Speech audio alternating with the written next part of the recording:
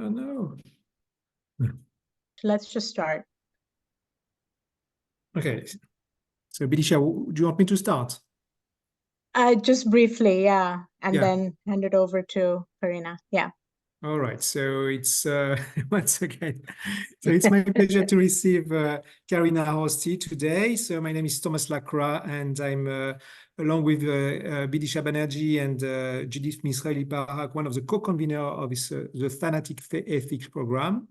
We have invited Karina Horsti today. She is working in media studies, and you've been developing research in the field of transnational migration research and specifically on media policies, nationalist populism, mediated representations of refugees and asylum seekers, deportation, and the memorializing of migrant death at the Europe's border. So it's exactly that's what you are going to talk about today, and it's really my pleasure to have you. I'll give you the floor, Karina. Thank you so much. And I'm very excited about this opportunity. I've been following your program online and been impressed. So it's a pleasure to be part of this. Okay, my talk is based on the book that I published recently with Cornell University Press, Survival and Witness at Europe's Border, The Afterlives of a Disaster. And the book centers on one particular disaster and its multiple afterlives. So I'm first going to talk a bit about the disaster and the border, where that is the focus of the book, and then a little bit about the main argument in the book. But most of the talk will focus on the topic of enumeration as a dominant representation of this disaster and multiple other disasters at the border and migration issues in general. And that's a theme that runs through several different chapters in the book. So the disaster that the book focuses on happened in the island of Lampedusa that belongs to Italy, but as you can see in the map, it's closer to Tunisia than the Italian mainland. And it's become one of the in mediated representations, one central iconic point related to migration, but also migration disasters. The disaster that I am talking about happened on October 3rd, 2013. It's known in Italy as the Strage di Lampedusa, the massacre of Lampedusa. It happened so close to the island that 366 bodies were discovered at the site of the disaster. Also particular to this disaster was that it was discovered by locals on a fishing trip. Although the island is militarized and heavily surveyed, there was no early rescue of the shipwreck, although it was they were so close to the island that you could actually swim there if you knew how to swim. The victims were mainly refugees from Eritrea, and the dead are buried in various cemeteries in Sicily. All survivors are residents and citizens now in different European countries, mainly in Norway and Sweden. It was a very mediatized disaster at the time. It brought the topic of border deaths to European public's awareness. So the disaster then transformed the border, but not for a very long time. It happened in 2013, which was a short window or opening for a humanitarian bordering in Italy. Enrico Letta had just become a prime minister and was taking a different, more humanitarian approach to migration than the previous governments. After the disaster, very soon after, on October 18, Italy launched a year-long Mare Nostrum operation at sea and air, where they rescued migrants at sea and closer to Libya. At that time, also Frontex used the humanitarian discourse, and it uses to legitimize their actions. The disaster also sparked or inspired civil search and rescue operations, for instance, Sea-Watch in Germany and MOAS. However, this kind of humanitarian bordering was rather short-lived, and there was a shift towards securitization and militarization around 2018, but at least at 2018, which are sort of where we are at the moment. So Italy and other European Union countries tend to criminalize the civil donation-based search and rescue operations, and there's an intensified collaboration between EU and Libya. So this sort of context and how that particular disaster fits into the broader context and why it is a significant one in terms of European bordering. So in this book, my point of departure is this disaster and its aftermath, which I examine through the domains of the disaster's public afterlife, 2 domains: mediated representations and memorializing. I'm interested in both the dominant representations and alternative ones. Particularly, I'm interested in the ways in which survivors and families of victims insert their agency and politics into media representations. In memorializing, I pay attention to public remembering of unknown strangers. So how politicians and locals in Italy, but also elsewhere in Europe, memorialize and not memorialize. But I also focus on memorializing of one's own. So remembering and the politics among Eritrean diaspora and among survivors and the family members of the victims. So my approach or method of focusing on one disaster is explorative. This disaster produced a kaleidoscope of afterlives, which take a different form depending on the position of the witness. So there are a variety of pasts and futures that intersect in this present moment when people make meanings of the disaster.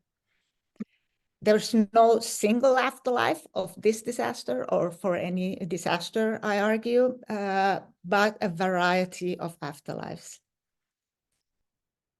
In this case, I've identified multiple representational and memorial practices, relationships between people, and subjectivities that emerge from these afterlives. So this is kind of a holistic analysis of afterlives of one of the most mediatized migrant disasters in Europe. The issues raised in this exploration nevertheless resonate with the broader phenomenon of border deaths in Europe, but also beyond Europe. There are several stories and situations that resemble some parts of it. But also, as I point out in the book, it's really important to look at particularities of these disasters and the individuals. So focusing on one disaster is important, but also the point that this is an ongoing disaster. United, an activist group, has counted more than 50,000 known deaths at Europe's borders since the European Union began tightening its visa policies and external borders after the Schengen Agreement in the 1990s. The central Mediterranean route is the deadliest border zone in the world, where Lampedusa is located. So the Lampedusa disaster became to symbolize the present era of bordering Europe. It's a time in which natural forces of the sea are being used by Europe in its attempt to shield its territory. So letting people die has become a means of creating Europe. The main argument that follows from this holistic analysis of the disaster is that the perspective of survival can envision a way forward from the horrific present that is not sustainable. The notion of survival in this work means that survival is a continuation of life after rupture. The living of this life is never the same, but survival is a process that transforms people and communities. Survivors, the embodied witnesses of this disaster, those who lived through it, are impacted by the knowledge and the experience that they gained of this disaster. Eyewitnesses in Lampedusa and Sicily, where the dead bodies are buried, and the mediated witnesses beyond the border zone act upon what they see and know. And here the notion of witness is somebody who takes responsibility and acts on the basis of what they know. So opposite to ignorance or being an ignorant bystander. So the different kinds of witnesses engage with what disrupted their life and their perception, and what disrupted their perception of the community and its values. The witnesses refuse to remain indifferent, and their actions and engagements with the memory of the disaster is a means of living on. So the notion of survival illuminates both the temporal and the social dimension in which allowing the death of migrants happens. Those who survive the disaster at Europe's border and their children are and become members, they become members of the societies that have so determinedly tried to prevent their cohabitation. They are Europeans in the very essence of the idea.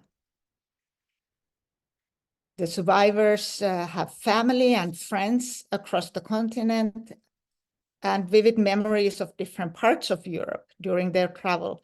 And they regularly travel from their new homes in the north of Europe to Europe's southern external borders, to visit memorial sites and to remember those whom Europe's borders killed. And in doing so, they create and maintain relationships with the dead, but also among themselves and with others who refuse to be bystanders. And in this way, they create a new transcultural civil sphere and constitute new subjectivities as they navigate and sometimes contest expectations from diaspora, from the Eritrean regime, but also from Europe. So in this book argues that these relationships have transformative potential. Afterlives of a disaster shape the life of the living, so those who continue to make the world. Now, so that's kind of the general overall argument and position that I take in the book that has 9 chapters. I'll now talk a bit about enumeration. So what I argue is the dominant representation of any disaster. It's a number, the count of the victims. So in this disaster, no definite figure represents the Lampedusa disaster, however. Instead, there are several different numbers that have been cited.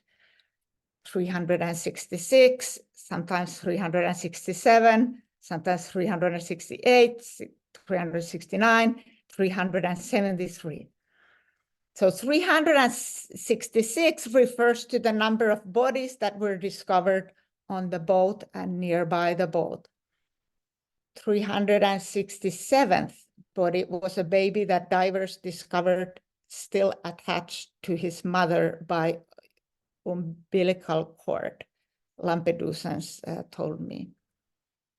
It is common in cases of mass deaths, such as in wars, for the precise number of missing persons or deaths to be a subject of controversy, with the number itself becoming a matter of contestation. So in the case of the Lampedusa victims, however, the differing figures appears to be uncontested. And it seems that the exactness of the number is inconsequential in public discourse. The difference between 367 and 368 is not important. The number stands for a category, the victims of the 3rd of October shipwreck, and the individual, one increment in that sum, loses its significance. So the essence of the figure is not the number's exactness, but its greatness, the many. That the numbers are indeterminate is common knowledge among those who engage with border deaths. Nevertheless, NGOs, academics, journalists, governments, and the International Organization for Migration, the IOM, continue to attempt to count border deaths and to represent them with numbers, which when used, of course, seem exact, and they appear to be facts.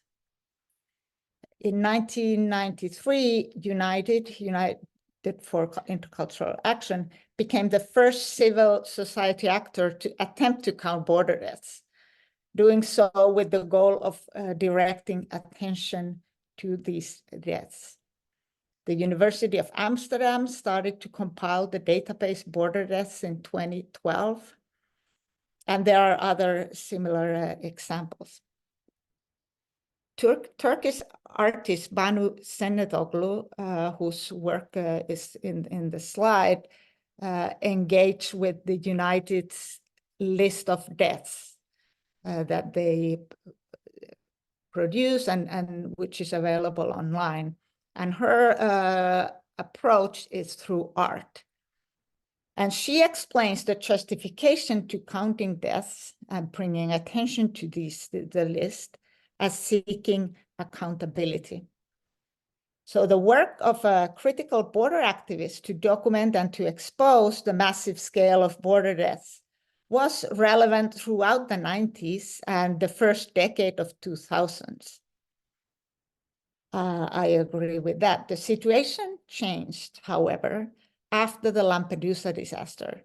One outcome of the disaster was that in 2014, soon after the disaster, the IOM started compiling lists and providing figures on a regular basis. So quantification became the dominant way of representing border deaths across the field, from activists to government agencies. The Lampedusa disaster was a key moment in this respect. Governments in Europe were no longer avoiding the issue of border deaths, but rather highlighting their magnitude. So European governments wanted to expose the numbers as deterrence. The blame was on people traffickers and migrants, not on European governments. So emphasizing the number of deaths, they justify tightening border as a means of saving lives. So the humanitarian discourse is utilized to create a border which is again more dangerous. While activists' counter statistics have critical power in their demands for accountability as they show the murderous effects of bordering, statistics are tricky. They are central to the logic of governmentality. In other contexts, scholars have brought critical attention to the knowledge acquired through fatality metrics and the power of metrics. For instance, in waging war and in human rights activism.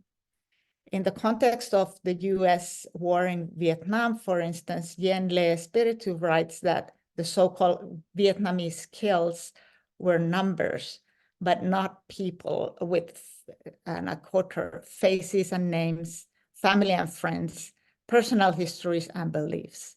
They were people whose life do not count.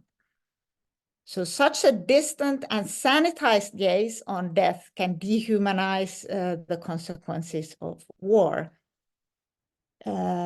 Presenting migrant deaths through numbers is one way of using statistics in the representation of migration.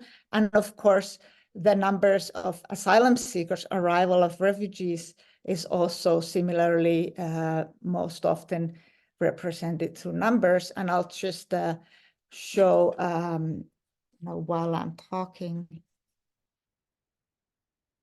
One data visualization of asylum seekers arriving to Europe. So as there is data, now there's also visualization of the data.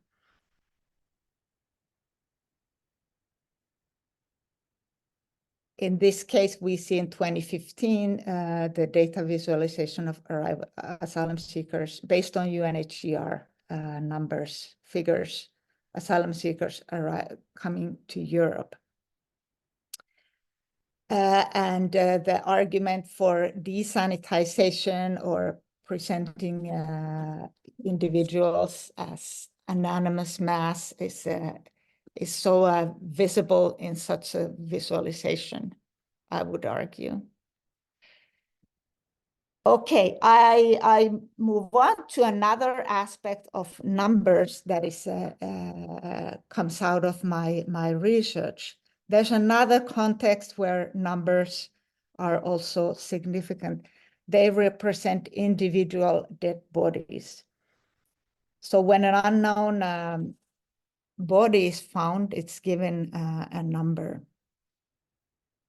In Sicily, where all the dead from the Lampedusa disaster are buried, they are buried in different cemeteries across the island. And each one of them received a number, so there are 366 numbers. Some of them have been identified, but by I don't know the exact number now, but 2018, only 31 out of 366 dead were scientifically identified, although this disaster was a pilot project to develop forensic identification methods in the context of border deaths. During my research with local communities in towns that adopted this unknown dead, I came across some individuals and groups who were distressed by these numbers in their cemeteries, seeing dead represented by a number.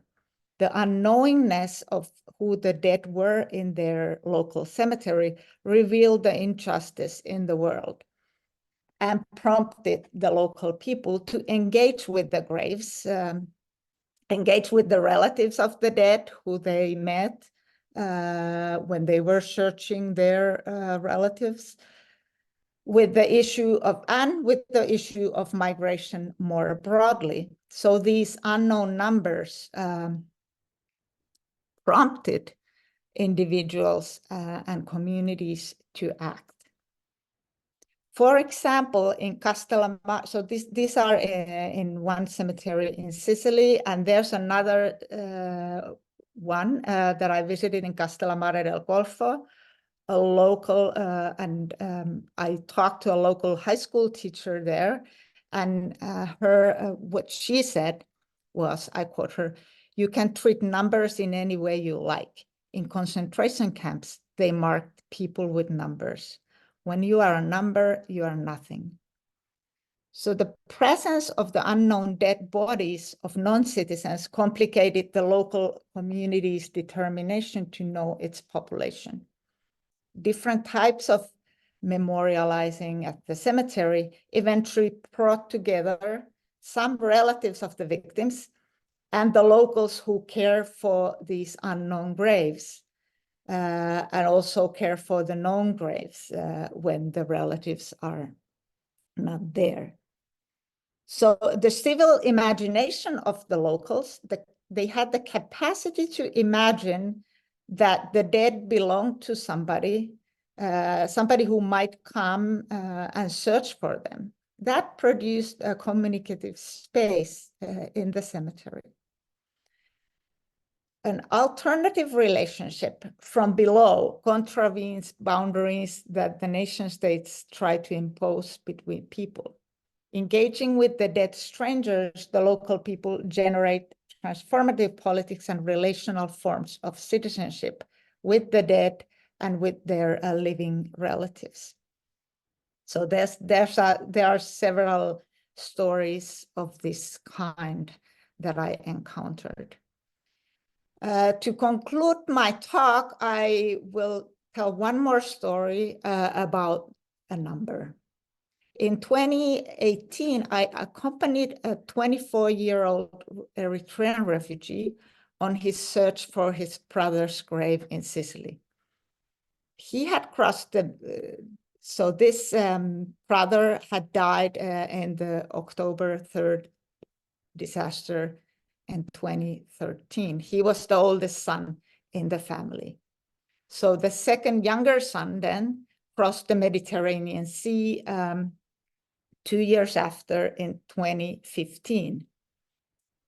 3 years later, I meet him in Lampedusa in 2018. And by that time, he had established his life in Germany. He had been rescued by a Swedish search and rescue ship in 2015. And then he moved on. He was on his way to Sweden, but he was captured in Germany, and then he decided to seek asylum there. So by the time we met in Lampedusa, he had established his life in Germany to the point that he was able to travel to Sicily. I met him at the 5th anniversary commemoration of the disaster, where he had come to remember his brother. And I was impressed by this 24-year-old man's determination to find his older brother's grave. Once he had received a residence permit in Germany and saved enough money in his work for the trip, he bought a ticket and returned to Sicily, the part of Europe he had been so eager to leave just 3 years earlier. He had gone to the police headquarters, the Questura in Agrigento in Sicily, hoping to find the location of his brother's grave. He had not done scientific identification at that time. But all he knew was what the survivors of the disaster had told him, that the brother had been given the number 120. His body had been assigned the number 120. My research assistant had already tried to get the locations of all the 366 buried bodies from the Questura, but we had no success in getting that information. So I doubted that the police would disclose details of a particular grave of a victim who had not been positively identified. But I was wrong about that. He was able to convince the people at the Questura that he was the brother of the victim number 120. He had bought a bunch of artificial flowers and 4 funeral candles and placed them on the sill at the cemetery. I arrived a little bit later. So he had already done this setup when I came to the cemetery where we were where we had arranged a meeting. So the 120, the number, was written with a marker on the white painted surface of this rectangular tomb. To the right of the number, the man had glued a photograph of his brother. It had been taken in a studio somewhere along the way, perhaps in Sudan, where the brother had stayed after leaving Eritrea. According to the cemetery register, the body number 120 was unidentified. In the book, under the heading NATO birth, the row for body 120 said naufragio shipwrecked, and under the name read 120 of Lampedusa. So these entries, however, were written in a very small handwriting in this book, so as to leave space for the name and the date of birth to potentially to be added there in the future. It seemed that from the cemetery officials' point of view, non-identification was a temporary condition, as if they were waiting for people like the man I accompanied to one day to arrive at their small cemetery office by the gate. The man that I accompanied trusted the survivors' visual identification of the dead bodies in Lampedusa and the kind of vernacular knowledge of the number 120. That number had become meaningful for him. So his relationship to the number was different from the people of Castellammare del Golfo, who were very disturbed by these numbers. The 120 was the clue that the man followed from Hamburg, where he lived in Germany, all the way to Sicily. When he turned the identified grave into this makeshift memorial that the cemetery caretakers allowed him to do, although it was kind of unofficial, he did not cover the number that was written on the concrete, but instead arranged the photograph and the other object around it so that it remained visible. The number is also an element in the design for a marble headstone that he plans to install soon, now that he's done scientific identification and once he gets a permit to install a headstone. So I will conclude my thinking around enumeration, around numbers and unknown dead, and remembering the dead of our own here with this story. I do agree with scholars and others about the sanitizing force of enumeration as the dominant representation of border deaths, and the inhumanizing and undignified force of representing individuals by numbers. However, as the story of the brothers show, these numbers can also become meaningful. They are also cues that move people who search for their disappeared loved ones. So I will stop here, and I look forward to any questions or comments that you might have. Thank you so much.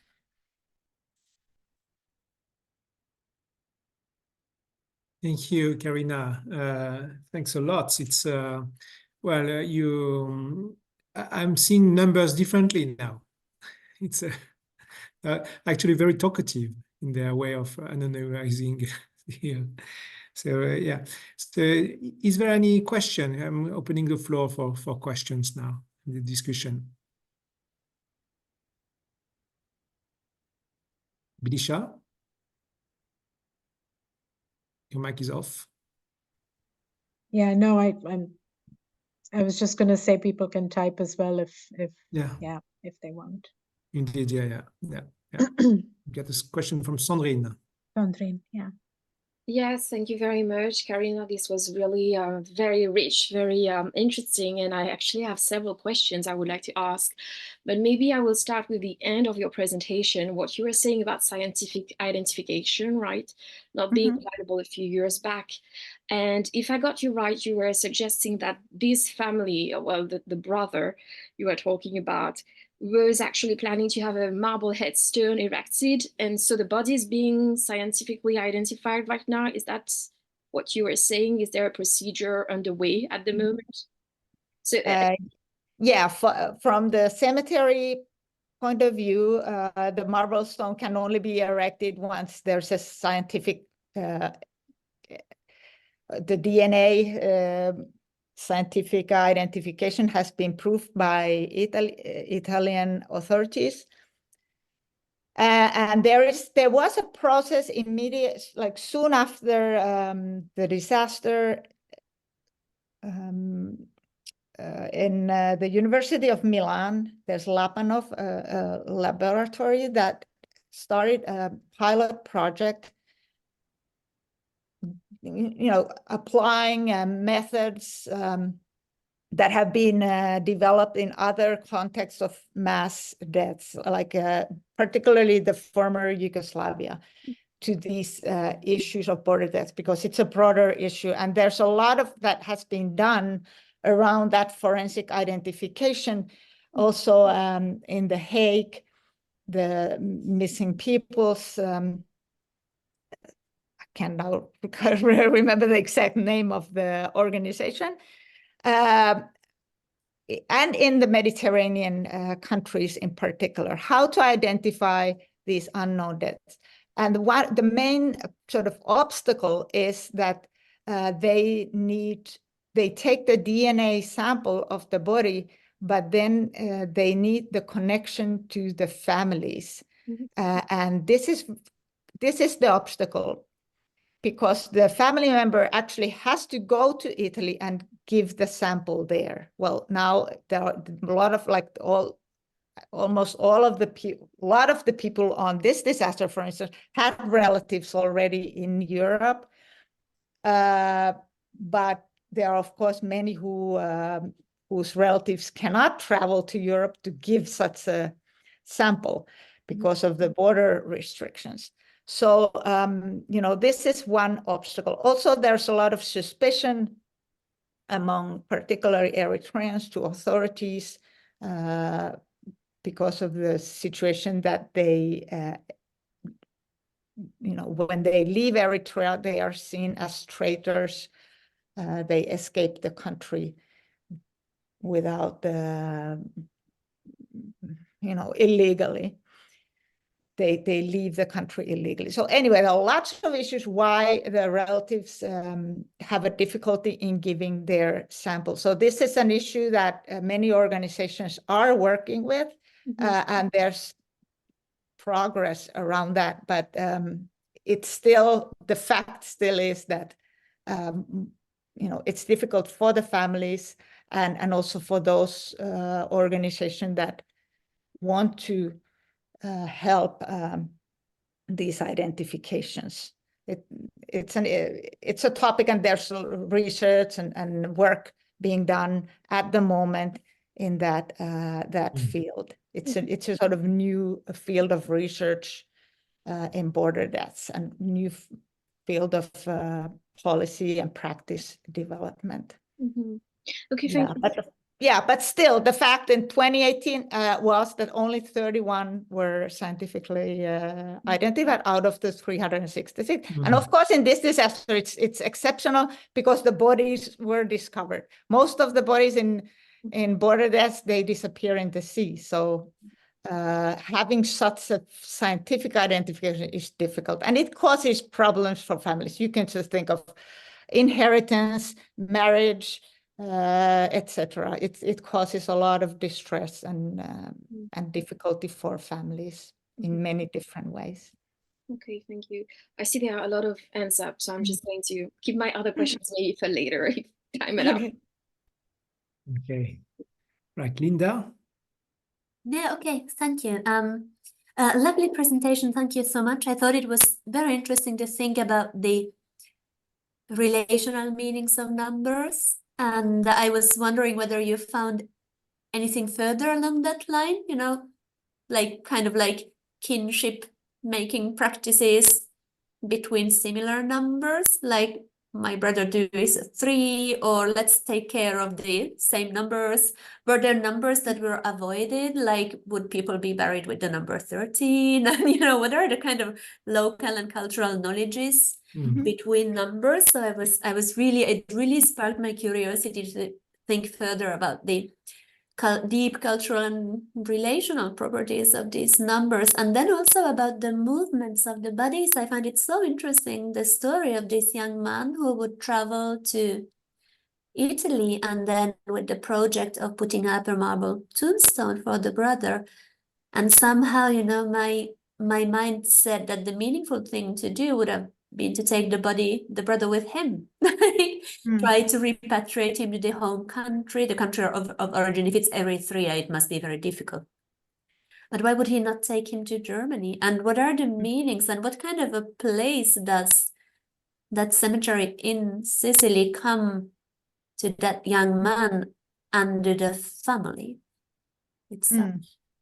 Yeah, thank you for these intriguing questions. Some of these I did write about or think about, but about numbers, I think there's a lot more work to be done. I think this is an interesting area for cultural studies scholars. But I mean, there were several examples. Like one is that in like only a month after the disaster, Lampedusans created the first memorial on the island, a memorial garden. That is, it's not really a garden. It's these indigenous plants, they supposedly planted 360 plants in nature reserve. And each plant was then had a number. So there are those little sticks, you know, not all most of the plants have died. They've planted new plants over the years. They added, you know, sort of new numbers because some of the numbers have disappeared. So anyway, every year when a group of survivors go to Lampedusa to memorialize on the 3rd of October, they go to this memorial garden, and what they do, they take care of the plants because some of them were part of the original planting ceremony when they were still on the island at the detention center there. And they also look for the numbers. So they go to this and they look for the numbers of their loved ones. So the numbers, you know, are significant also in that memorial process. So I've seen this a few times, that the number is not insignificant or, let's say, dehumanizing from the survivors' perspective. Yeah, so that was something interesting. And yeah, you had really thoughtful questions. Now, what was I remind me again of the last The point. second was about the mobility or the immobility of the identified bodies.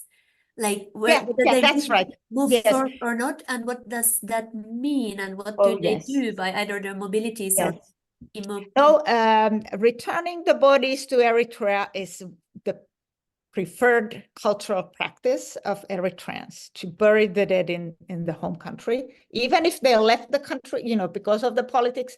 The country and the Eritrean diaspora is very have strong national identity. So definitely, but that was prevented. So there were several relatives who were in a very good position. They were citizens of a European country, but their wishes to repatriate the body of their relative to Eritrea was blocked by Italian authorities. And the reason that some human rights activists, Eritrean human rights activists, tell me is that to return such a high number of young people's bodies to Eritrea would have caused a crisis in the nation, or they said even a revolution. That's the kind of the regime opposition's activist perspective, that to return so many young people who wanted to escape Eritrea to be buried, in Eritrea would have actually, a lot of the memorial services for this disaster were denied in Eritrea. So any public funeral service, because one practice that Eritreans have when they are not able to return the body from abroad, they organize a funeral ritual without the body. They still, organize that. So, there were attempts by the regime to prevent those kinds of services happening because it was such a scandalous disaster from the Eritrean perspective. So many young people dying at the same time. So they were not able to send the bodies back. There are many relatives who tried for many years, and now it's been 10 years. So they just, at some point, like somebody told me that he just gave up. It's not going to happen. He gave up. And so, the second option is then to make these graves in Sicily, as dignified as possible. And interesting in that is that all this, what the man did in the cemetery, and I've seen this because I did online ethnography as well, is that the families often, it's all mediated. So through mediation, the relatives who are not able to come to the cemetery become part of the community of mourners, because these, like the man, he documented, I took pictures of him on the ladder, and he documented this process and then sent actually not just the photograph, but the camera, the iPhone itself that he had taken the pictures with, to his mother in Eritrea, which I thought it was really interesting that he wanted to send the actual phone so that the mother can watch, the videos, and that the photo, the phone itself became the album, and the phone had been on his travel to these places. So even that object became so meaningful in this ritual overall. So there's a lot of mediation, of course, because could be that only one person can go to that grave. And so all these visual aspects are important, not only for the person who does it, but for the broader community who is not able to thank you. be present. Yeah, thank you for the very good questions. Yeah, we get another one from Mahmoud Keshevaz. Yeah, thank you so much. Thank you, Karina. This was great. I have your book on my list to read, and looking forward to that. I was wondering, I have briefly looked at your book, and I know you have discussed the work of the filmmaker Dagmavi Imer. And I remember a few years ago in Sweden, I live in Sweden, so I watched a movie when he was here, Asmat, which I think you also mentioned in the book. And what was striking for me, it's how using this, not only reciting the names, but the meaning of the names, right? So it's not just remembering the name, but kind of what kind of meaning they have in the local kind of language, which is not often the case not all Western names have that. And for me, that was quite a powerful strategy to fight against this numbering and sanitation. And when you were making this argument about how basically the last story is about kind of countering or resisting those type of numberings, because numbers also enacts this potentiality. So I was wondering to what degree, maybe you have done this in the book, sorry if I've asked this question, but to what degree you also get inspired from the way in which people themselves translate this. Your theorization, this is a kind of more a knowledge production question, but your theorization to me seemed like, okay, this is the story, and as an academic or researcher, I make this theorization. But basically what you did is something that Dagmavi also have done in his film, right? So that it's not that there are things that are, because all these numbers from the perspective of relatives has a meaning, right? From the authorities or for us, it's hard to find a meaning. That's why we think, oh, it's just dehumanizing and so on. So, but the brother believed in the number and fine. So I was thinking, what kind of parallel is in this, your theorization and, for example, Dagmavi's theorization around Yeah, thank you. Yeah, Dagmavi Ymer is an Italian Ethiopian filmmaker who I met 2014. The first anniversary of the disaster, he was in Lampedusa and he made a film which is Asmat, the names, based on, so in that memorial video or film, the names of the dead are recited. So, and often, there were several people of the same name. So it's like Beharat, Beharat, Beharat, Beharat, and then the meaning of the name. In the video, Dagmavi also gives the meaning of the name in English. So, I discuss, I now presented the argument that enumeration, the number of the dead is the dominant representation. So I was very interested in finding alternative representations and that counter this sanitized representation. And one is naming the victims, finding one name as representative of all victims is something from the Holocaust, like Anne Frank. So in this case, there's the story of Johanna that represents, I discuss about that. And also the faces of the dead. So showing the faces or the photographs of the dead when they were alive. I mean, this is a practice that we see when Europeans die. Mainstream media immediately presents, pictures of those who lost their lives when they were alive. We want to know who died, but in border deaths, that's often not the case in mainstream media. Even the media doesn't really ask who are these individuals who died.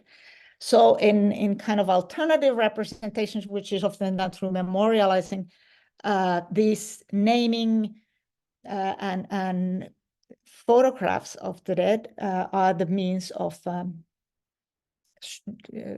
changing that sanitized or anonymous representation of a mass death. And I think what Dagmar did, I think, is really important. But again, that and so many other memorials where the names are used is they erase something important. The labor of remembering the memory work that the survivors did immediately after the disaster. So, just immediately after the disaster, they were all held in the detention center or the reception center in Lampedusa. And they started by handwriting, they started collecting the names of the dead by asking each other, who sat next to you, who was on the boat, but who is not here. So they compiled a list of names, where these people came from, whatever little details they knew about it. This person was a teacher. I know that he had an afro hair. He had some identifications that they knew. And they compiled this list because it's, of course, something that the authorities should have done. But the authorities' investigations, they were only interested in finding out who was the smuggler. So the authorities failed their responsibility to account for the dead, the names, identities of the dead. The survivors did that on their own. And there's a list, a handwritten list, that then started to circulate in the Eritrean diaspora. They wanted, and they compiled the list, not for the sake of remembering, memorializing, but for the sake of letting the families know who had died, because they knew how distressing disappearance is. That's something that is so common among Eritrean diaspora, that to have somebody disappear is the most stressing state. So anyway, this that kind of surprises me is that this memory work is not acknowledged, or is not part of these memorials that use the names, like Dagmar Wiemers, for instance. It's just something I discuss. It's and then again, having many names, there is the same effect as in number. There is a memorial sculpture in Lampedusa where the names are in a kind of tornado shape. You see many names. It's hard to stop. You really have to focus. So how to stop and know each of those names? It's still 360 is still too many to know, to think about. So then the strategy of taking one name as an example is one way, and that it has its own problems as well, or let's say complications. But nevertheless, I think all this is really overall, it is very important, and it provides a whole critical attention to these disasters, and reminds that these people also could have survived. So the presence of the survivors in this memory scene of memorializing is crucial, because then each of these individual deaths, you start to think this person also could be here. So, I'm not criticizing in a way that this should not be done. I'm just saying that, there's all kinds of paradoxes that come into play. Yeah. Thank you for the question. And I very much appreciate Dagmar Wiemers' work. I mean, he's such an inspiring filmmaker. Yeah, we had a screening of his film Asmat during the last conference in Hong Kong. Yeah. So, and also a conversation with the litany him. of names was also a perspective that I had in mind, but you're glad that Mahmoud has a question already. So, yeah, thank you. So we got another question from Lisa. Hi there. Thank you so much, Karina, for this presentation. I had a question for you. You spoke about sort of that you were interested in the dominant or the mainstream and alternative ways of remembering and memorializing. I wondered if you could also speak about the particularities of this case, if you compare it with other cases, because I'm thinking about my experience in Malta. I was able to locate 4 unidentified bodies, 153, 155, 156, and 157, and they're buried in one grave together. But when I went to the cemetery, I was sort of met, when I was trying to learn more, I was met with people in general and at the cemetery in particular, wanting to deconstruct even the premise that I was going in there with, like, these are unidentified bodies, but they could be migrants, they might not be migrants. It's like when there are not survivors to sort of reconstruct that story, and you're only relying on people in the community, right? And the individuals and the community that their response to a tragedy like this is then to galvanize and try to understand more. What happens when that's not there? So what's particular maybe to 2013 and this shipwreck, and more generally, like the trends that you might be able to see since then? Yeah, thank you. I think there's a lot of the particularities of this disaster, probably one that they were mostly all from Eritrea. So whereas in most of the boats, it's a mixture of people, and then perhaps this kind of afterlife work of the afterlife becomes more difficult when you don't really have any knowledge of the country or any connection to, as a survivor. you are just maybe left with a name, and there's very little you can do for the families.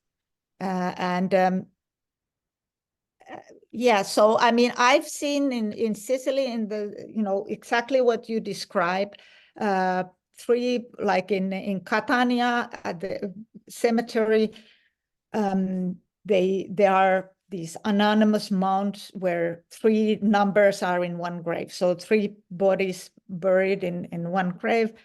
On the side of the, you know, kind of side of the cemetery.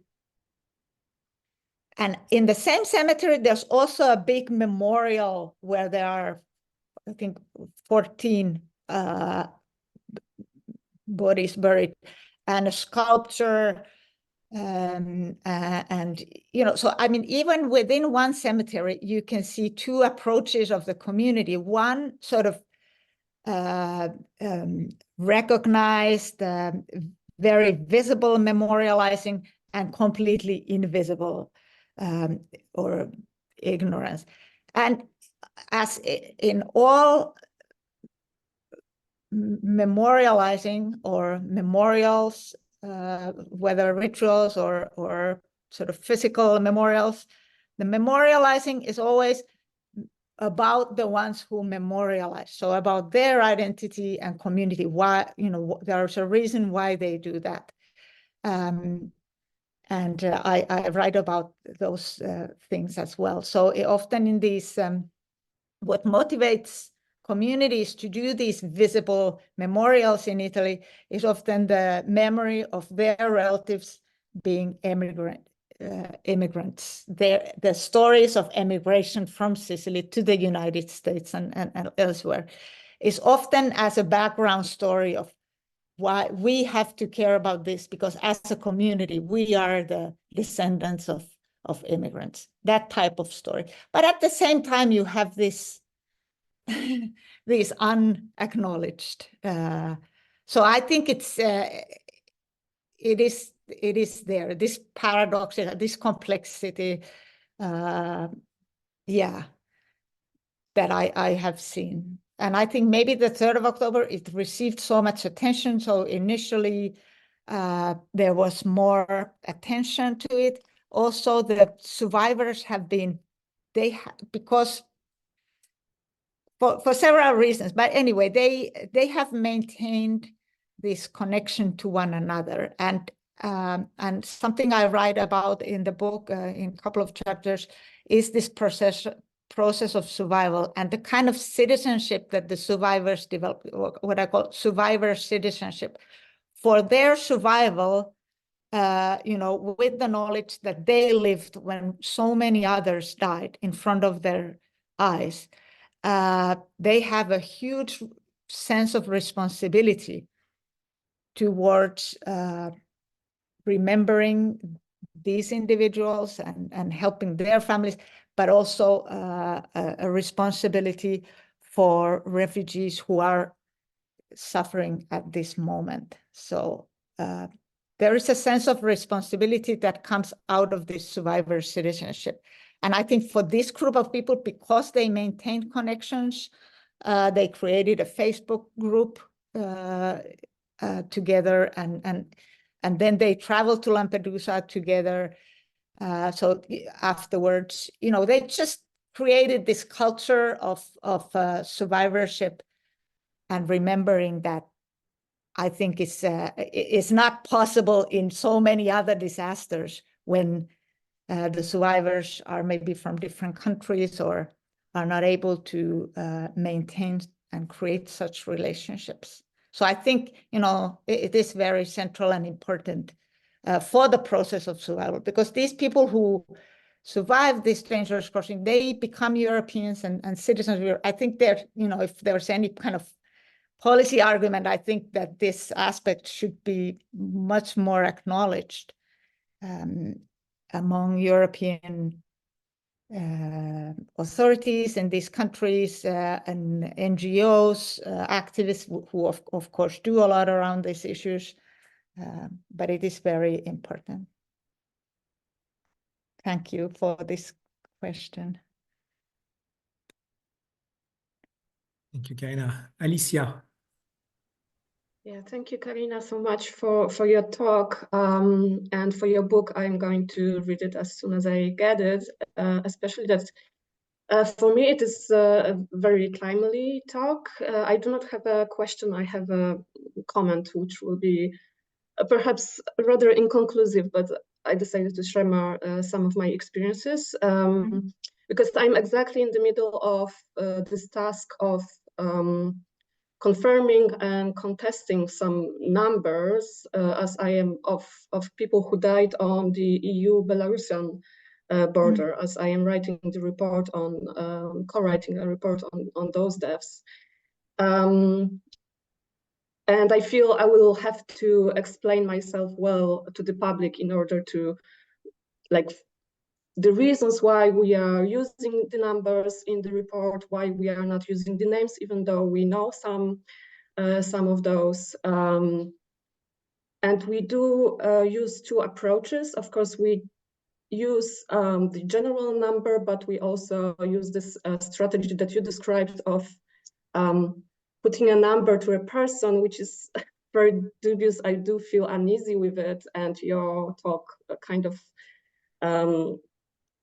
gets me closer to maybe somehow solving it and explaining it to the public why we are doing this. But yeah, I'm also thinking about those number contests, being able to contest other numbers. So we are using official numbers confirmed by authorities. And then there are the numbers of activists, because activists know about more cases of deaths, which authorities do not confirm and do have no knowledge of. But then, so this number is higher, of course. And then there is a significantly higher numbers which comes from testimonies which cannot be confirmed, verified in any way.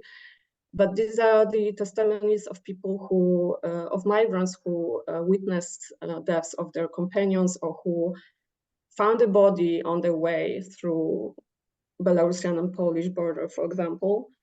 So if there's conclusion to my comment, I think, yeah, perhaps there is this power of contestation in those various approaches and various strategies. So yeah, after your talk, I think I'm going to maybe highlight this power in our report as well. So yeah, thank you. Okay, thank you.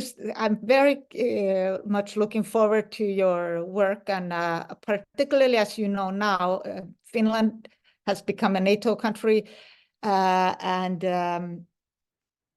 Finland shares 1,300 kilometers of external EU border with Russia, and Finland has been this winter closed the border crossing stations with Russia because Russia is doing exactly what Belarus did, is doing so using this hybrid strategy, using asylum seekers as a threat, you know, weaponizing these migrants. And I mean, I'm just really, yeah, we'll see what's going to happen, because it's that border is forest, and in the, you know, what's happening there is a question that is presently discussed in the Finnish government, and I'm very shocked by the kind of discourse that is being used. So all international laws, human rights laws, are seen as a hindrance of, you know, anyway, I'm not going into that direction. But as now, I think this kind of comparative research is really important in Europe, also with Australia and the United States. But I would be really, I'll write you afterwards, and I'd be very interested in following up on this. And it's something that I'm following in Finland, and let's see what kind of research I could do about that topic later. So I think, yeah, I think this kind of comparative parallel research of different borders and how, there are some things we can learn from other borders, and at least we then see the specificities of each case, which I think is really important, to look into particularities and specifics of each case. So thanks for joining the webinar.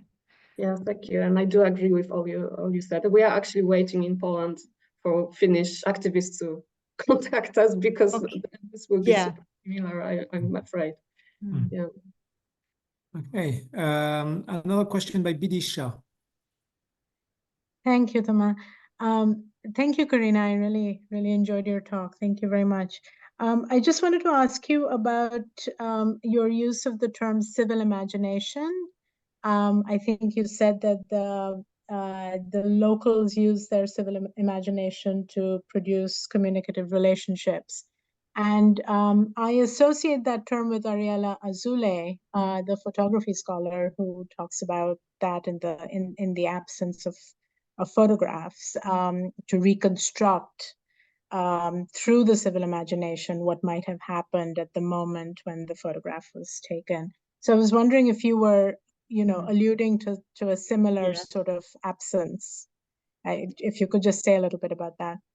Yeah, absolutely. I'm referring to Azoulay's work in this term, civil imagination.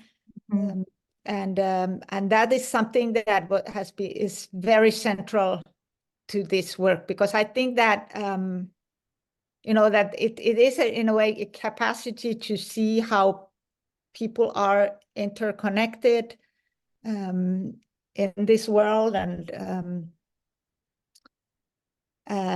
that's sort of what the idea of survival is about, that there are these afterlives, there are consequences, and life goes on, and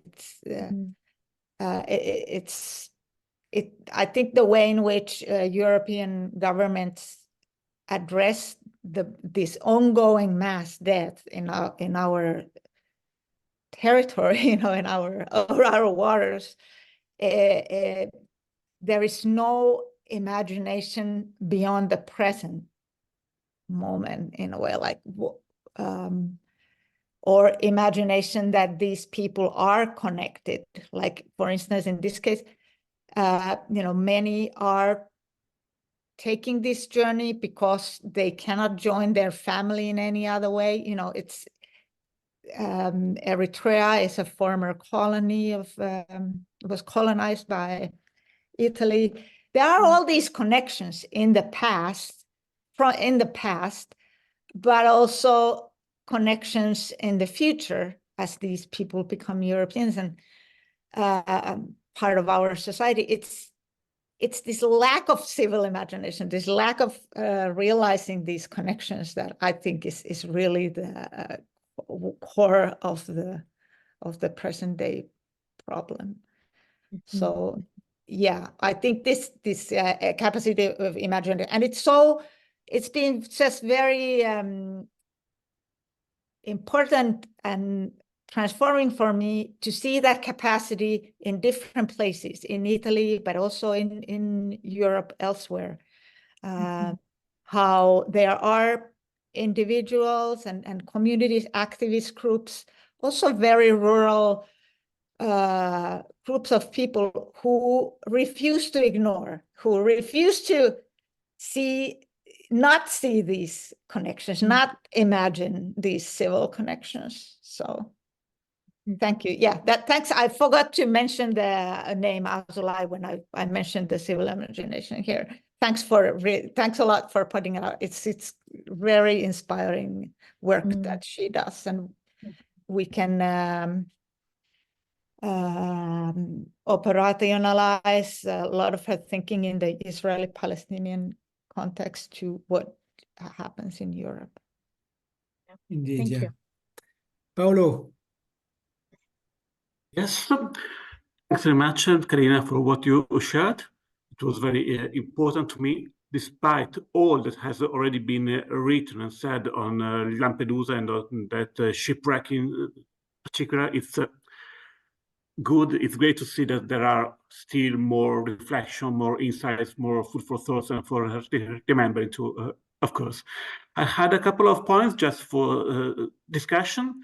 The first one came up to me as you were talking of Eritrean refugees taking their responsibility toward the people who disappeared, who lost their lives along the way, which made me thought of something I did encounter during my own fieldwork with a number of asylum seekers who had happened to survive just while other friends or co-travelers or fellow travelers had lost their lives.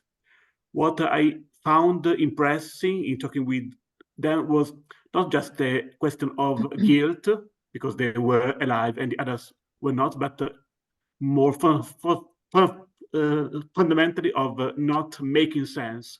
Why is it that we made it and they did not? We are no better than them. There is no reason for this. It doesn't make any sense. So I was curious to hear from you about this need, kind of existential need to make sense of things that do not seem to make any sense. And very quickly, another point about numbers. I guess we have all things to say, to comment about this. Why, from my own point of view, why I see the merit, the ethical and political merits to trace numbers as accurately as possible. I'm still wondering at some point if the numbers are slightly higher or slower, if it makes any difference at all, as long as it is something that kind of goes beyond our reach of capturing it, and it is too much in some sense. So I'm kind of wondering how, for case making, numbers can be used in ways that still make sense. Thanks. Yeah, that's a difficult question. I don't have an answer to that, but I think once this, like IOM is producing these numbers of border deaths, they become kind of like stock markets or weather forecasts. It's going up and down, and something that the media follows. And then, you know, if that is the dominant representation, it's you know, it has these problems. Like it becomes naturalized. Kind of death is somehow an accepted and naturalized part of Europe, which I think is horrific if you think about that. That it's and I think this kind of repetition of numbers of following it like stock markets or is just creating that insensitizing to what actually happens. Like a person is dead and there are these people around that person who are affected by this, and you know, all that just disappears or is never shown. About the survivor's emotion, this is one topic that I write about. What is survival from the perspective of survivors? What kind of experience it is, and a very strong, like you said, some name that emotion as shame. That there is a shame in survival, which is not the same as guilt. Like there was not that kind of a shame that would come out of guilt, that I didn't do this, I'm guilty of what happened. It's more the kind of shame of seeing something horrific without being able to act or do something. And I in my discussion, I refer to Primo Levi's work about the kind of shame that he tells about when the people in the concentration camp felt during the selections, that you know, they are witnessing this inhumane treatment without able to do something. So there's something similar of a emotional stress that the survivors have to, well,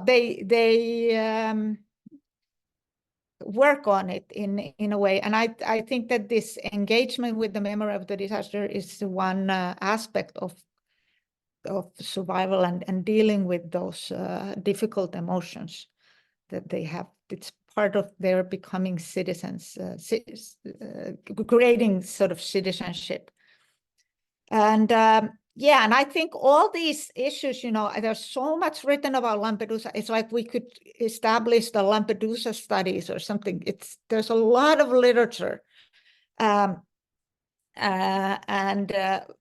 I think one aspect that was missing was this kind of focus on the afterlife. So much research, migration research is done, and also journalism and other is done about the moment, sort of the emergency when it happens. And but to have this temporal perspective of future and past, and looking at kind of the afterlife, the memorializing is.